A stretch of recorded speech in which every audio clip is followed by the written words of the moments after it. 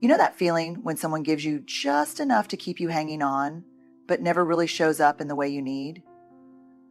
It's like they drop these tiny crumbs of affection, promises, or hope, and you find yourself following the trail, believing maybe, just maybe, this time will be different. I've been there, and I'll be honest, breadcrumbing is one of those quiet heartbreaks that doesn't always look like heartbreak. It looks like hope. It feels like patience. But underneath, it's a cycle of longing and disappointment that chips away at your self-worth. And here's the truth I've learned, both through research and personal stories. Breadcrumbing is not about your lack of worth. It's about someone else's lack of capacity. And the more we understand it, the sooner we can stop waiting for people who are never really planning to arrive. Breadcrumbing thrives on intermittent reinforcement. Psychologists tell us that the most addictive behavior patterns are built not on what's consistent, but on what's unpredictable. Think about a slot machine. If you pulled the lever and lost every single time, you'd walk away. If you pulled it and won every single time, it would be exciting for a while, but eventually you'd lose interest because certainty doesn't create obsession. What hooks us, what keeps us pulling that lever again and again, is the uncertainty, the not knowing, the maybe. Breadcrumbing works in the same way. You're not getting steady love, attention, or presence. You're getting just enough to keep you invested. A message after days of silence, a sudden burst of warmth after weeks of indifference, a promise they never fully deliver on. And your brain, wired for connection and reward, starts firing off dopamine like fireworks, not because this is real intimacy, but because it feels like the possibility of intimacy. And possibility can be intoxicating when you're hungry for connection. The danger is when you get those little crumbs, they light up the same reward centers in your brain as genuine love and care would. It tricks you into thinking, see, they do care. They are trying. But that's not care, it's conditioning. And conditioning is powerful. If you've ever seen someone train a dog with treats, you know what I mean. The dog will sit, roll over, do whatever it takes just in case. This is the moment the treat comes. And the sad truth is, when we're caught in breadcrumbing, we're the ones sitting, waiting, performing, hoping this is the moment the love arrives. Here's the hardest part to admit. Sometimes we know deep down that it's not enough, that this isn't healthy or sustainable, but the hope created by those crumbs is stronger than the reality of their absence. That's what intermittent reinforcement does. It overrides logic with longing. It convinces us to trade dignity for a handful of maybes. And it whispers, if you just hold on a little longer, this will turn into the real thing. I want to pause here and name something important. Falling into this pattern doesn't mean you're weak or foolish or broken. It means you're human. It means your brain and your heart are working exactly the way they're wired to work. We are creatures of connection. We crave it. We're built for it. So of course, when someone offers us the possibility of love, even a shaky, inconsistent possibility, we hold on. That doesn't make you desperate. It makes you human. But here's the truth we have to carry with us. Breadcrumbing isn't love. Love doesn't ask you to chase it, decode it, or wonder if you're worthy of it. Love shows up. Love is steady, not sporadic.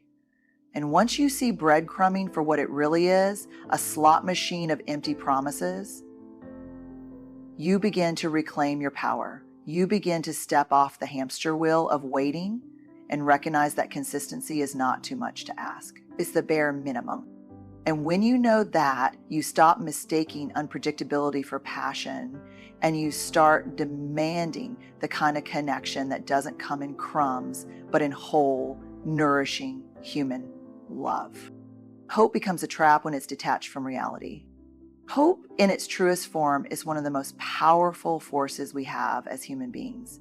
It's what allows us to endure pain, to keep going when life feels unbearable, to believe that tomorrow can be better than today. Hope is essential. But hope without honesty, hope that isn't anchored in truth, becomes something very different. It stops being life-giving and starts being life-draining. When we're caught in breadcrumbing, this is exactly what happens. We hold on to hope that this person will change, that one day they'll wake up and finally see our worth, that all the little crumbs will eventually turn into a feast. And at first, that hope feels noble. It feels like loyalty, like patience, like love. But over time, it becomes a trap. It ties us to a story that isn't moving forward, and it keeps us waiting for someone else to do the work we cannot do for them. I remember reading research on hope that described it not as a warm, fuzzy emotion, but as a combination of goals, pathways, and agency. Real hope says, I can see a future that is better. I know there's a pathway to get there, and I believe I have the ability to walk that path. That's grounded hope. That's resilient hope. But notice, none of that depends on someone else changing. None of that depends on someone else finally delivering what they've withheld. The kind of hope we hold in breadcrumbing situations is different. It's fragile because it's outsourced. It's built entirely on someone else's choices. And here's the uncomfortable truth. We can't build our well-being on a foundation we don't control. If their actions are the only thing holding up your hope, then your hope is never safe. And yet, so many of us stay because letting go of hope feels like failure. It feels like giving up. But I want to reframe that. Letting go of false hope isn't failure, it's freedom. It's saying, I'm no longer willing to spend my precious life waiting on a possibility that isn't rooted in reality. That's not weakness. That's clarity. That's courage. The moment we start to see this clearly, the story begins to shift. We realize that real love doesn't need us to gamble on someday. Real love shows up in the now.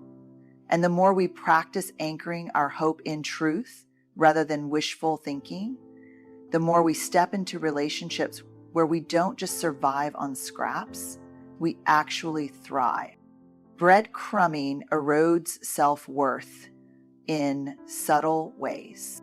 It rarely happens all at once. No one wakes up one day and says, you know what, I'm going to settle for crumbs. It happens slowly, almost invisibly. You start out knowing what you want, what you need, what you deserve. And then little by little, you begin to negotiate with yourself. You say things like, maybe I'm asking for too much. Maybe this is all they're capable of. Maybe if I just wait, it'll be enough. The danger here is that breadcrumbing doesn't just leave us underfed in terms of connection. It teaches us to doubt our own hunger. It convinces us that the ache we feel for more love, more consistency, more presence is unreasonable. And when we start labeling our needs as too much, what we're really doing is chipping away at our own sense of worthiness. This erosion is quiet. It's not loud or dramatic. It's in the way you stop voicing your needs because you're afraid of being called needy. It's in the way you start celebrating the bare minimum, like a reply to a text message or a half-hearted apology, as if it's proof that your patience is finally paying off. And slowly, you start shrinking your expectations to match the size of the crumbs you're given. But here's the truth. Love doesn't require you to shrink. Healthy connection doesn't ask you to silence your needs. In fact, one of the clearest signs of love is the freedom to bring your full self to the table, your needs, your fears, your hopes, without shame. Breadcrumbing flips that upside down. It makes you believe that your worth is tied to how little you ask for, as if being low management is the price of keeping someone's affection. Research on self-worth shows us that when people consistently feel undervalued, they don't just lower their expectations of others, they lower their expectations of themselves. And that breaks my heart, because it means breadcrumbing doesn't just harm your relationships, it rewrites the story you tell yourself about who you are and what you deserve. But here's the shift we need to make. Your desire for consistent love and respect is not evidence of weakness. It's evidence of being human. Wanting more than crumbs isn't selfish, it's healthy, it's necessary. And the moment you recognize that truth, you start reclaiming your self-worth, piece by piece. You stop normalizing scarcity, and you begin to remember that you are worthy of love that shows up fully, not occasionally. Because at the end of the day, the question isn't, am I too much? The question is, why am I accepting so little? And once you start asking that, everything begins to change. Change can't be outsourced. This is one of the hardest truths to sit with, especially when your heart is invested in someone. Because when we love people, or even when we're just deeply attached to the possibility of them, we want to believe that if we're patient enough, supportive enough, forgiving enough, they'll eventually rise into the version of themselves we know they could be. We hang on to the image of their potential like it's a lifeline, and in the process, we outsource the entire responsibility for change to them while outsourcing our own happiness to the waiting. Here's what I've learned both in the research and in my own lived experiences. People don't change because we wait long enough, love hard enough, or sacrifice enough. They change when, and only when, they decide to. Change is deeply personal. It requires self-awareness, effort, and commitment. And no matter how badly we want it for someone else, we can't want it into existence. When we're caught in breadcrumbing, we often fall into this trap of thinking, if I just keep showing up, if I just prove I'm loyal, if I just give them one more chance, maybe this will finally be the moment they see my value and step up. But the problem is that puts your life on pause. It ties your growth and your joy to someone else's readiness. And that's a gamble that leaves you depleted because you're investing in potential instead of reality. I want to be clear here. Believing in people isn't the problem. Hope isn't the problem. What becomes the problem is when we confuse hope with control. When we believe our actions can somehow unlock their willingness to change, we carry a burden that was never ours to begin with. And that weight is exhausting. The reality is, if someone is breadcrumbing you, they're already showing you who they are right now, and who they are today matters more than who they might be one day, because relationships aren't lived in the someday, they're lived in the now. And yes, letting go of that hope can feel devastating. It feels like giving up on the story you've been holding on to, the story where they finally arrive and everything falls into place. But here's the reframe. You're not giving up on love. You're giving up on waiting. You're choosing to stop outsourcing your future to someone else's timeline. Because at the end of the day, you can't make anyone change, but you can change how long you're willing to wait for crumbs. You can change the boundaries you set. You can change the story you tell yourself about what you deserve. And those changes are the ones that set you free. Choosing courage over comfort means walking away from crumbs. There's nothing comfortable about breadcrumbing, but there is something familiar about it. And sometimes familiarity feels safer than the unknown. It feels easier to hold on to the crumbs you do have than to face the empty space that comes with letting go. That's what makes it so difficult. Walking away doesn't just mean leaving a person. It means stepping into uncertainty. It means asking yourself, what if I don't find the love I'm looking for? What if this is the best it gets? But here's what I know. Choosing comfort over courage almost always leads to regret. Comfort tells us, stay. Don't rock the boat, at least you're not alone. But courage says you deserve more than scraps. You deserve a love that shows up fully. And even if it's terrifying, walking away is an act of self-respect. The truth is, walking away from crumbs requires us to confront our deepest fears about worthiness. Because if we believe, even on some quiet level, that we're not enough, then crumbs can feel like confirmation. This is all I get. This is all I deserve. But when you begin to believe you're worthy of more, leaving becomes less about loss and more about alignment. You're not just leaving them, you're leaving behind a story that never fed you. I've seen this over and over in the research. People who set boundaries and choose to walk away often describe it later as one of the most courageous decisions of their lives. Not because it wasn't painful, but because it was a decision to honor their worth over their fear. And that's the definition of courage. It's not the absence of fear. It's moving forward in spite of it.